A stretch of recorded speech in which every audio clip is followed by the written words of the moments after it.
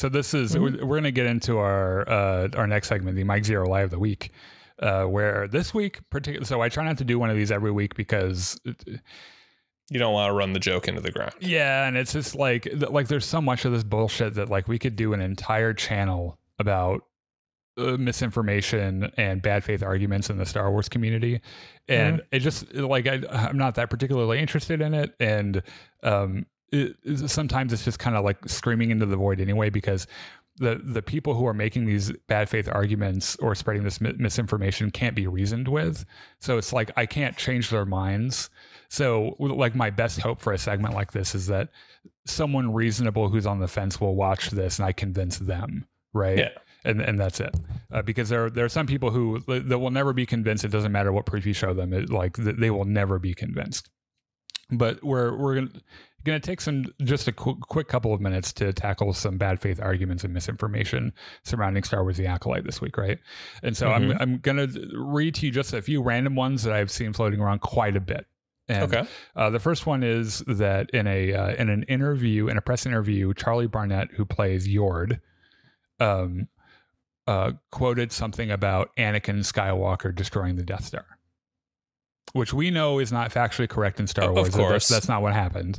And it seems like the rage bait crowd has been instructed to use this as proof. Oh, these actors don't even know anything about Star Wars. Which let's be the most generous toward that argument that we can. Let's pretend like Charlie Barnett has never seen a single Star Wars movie.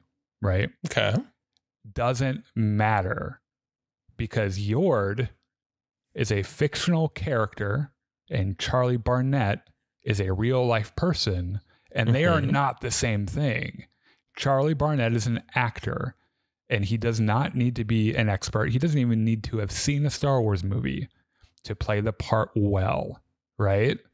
And it's weird that like they'll take any small, it's a bad faith argument, right? There aren't any huge systemic issues to point to in the show. And so this is what we get, right? Including the next thing, the fact that in the first episode of Star Wars: The Acolyte, there's a sequence where a character gets out on the hull of a ship and there's a fire.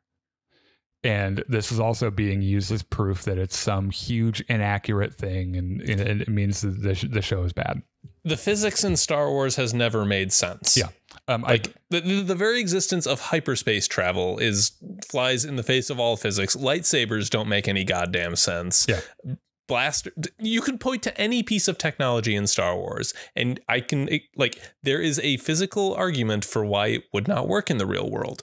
We don't care about any of that because it makes for a good story. Yeah, we suspend our belief because it's cool, right? Yeah. And so like I posted on our social media platforms today a bunch of different instances in Star Wars in the original trilogy and a couple in the prequel trilogy where there's fire and space all over the fucking place, right? And like there are explosions. Obviously, my favorite one I think is there's a moment where in Return of the Jedi when Vader's Super Star Destroyer crashes into the Death Star.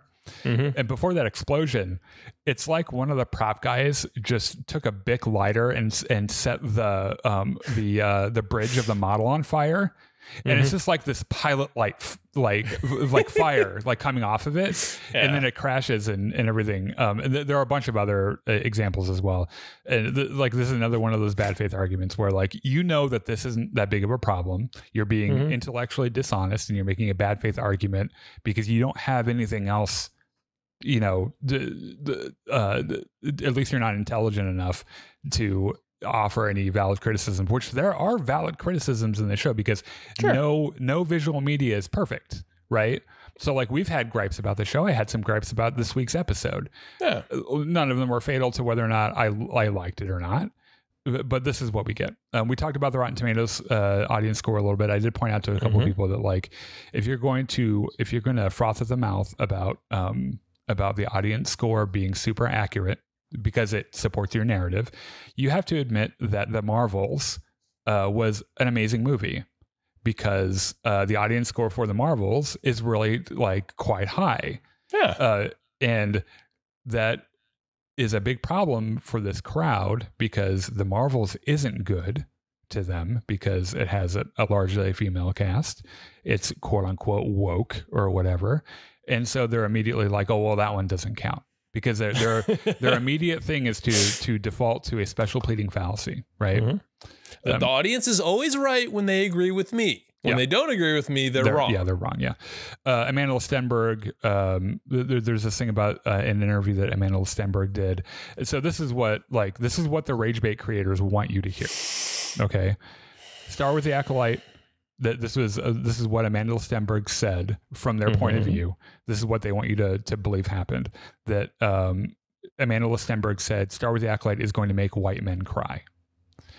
Now, what actually happened is that Amanda Stenberg did an interview with Trevor Noah in 2018 to promote a project she was working on called The Hate You Give, and said that they wanted it to make white people cry as a show of empathy for this really bad thing that happened.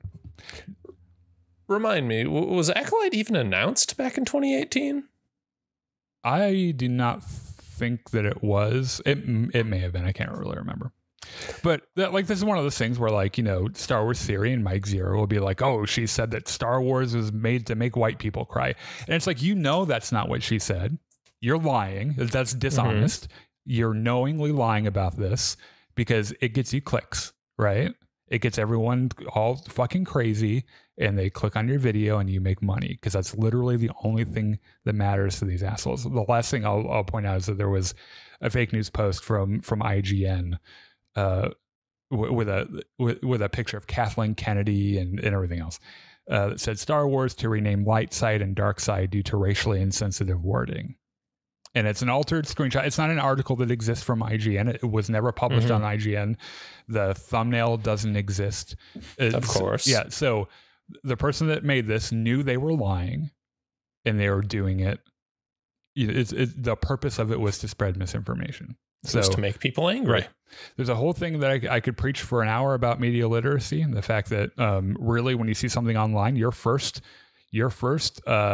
instinct should be to not believe it. And then look for evidence, look for a reason to believe it, right? Instead of believing it and then waiting for a reason not to believe it. But you could do that, but it's more fun to talk about Star Wars for the next hour instead. Right. So anyway, it's if you're watching this, if you're part of our audience that gets this far into our podcast, it's likely you probably don't need these tools, right? You probably already have them.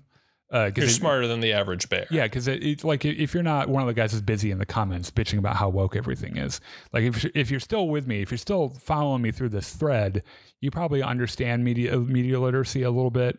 You probably understand the financial motivations for people like Mike Zeroh and Star Wars Theory to lie about things or to everybody on the internet is trying to sell something, right? And if you can't tell what they're trying to sell, what they're selling is you. Yeah, whether that's your information or your ad views or whatever. Yeah. So keep that in mind. That's our Mike Zeroh Lie of the week. You've been properly prepared this week, and if there's enough of this shit that becomes big enough for me to notice, we'll keep doing it. Otherwise,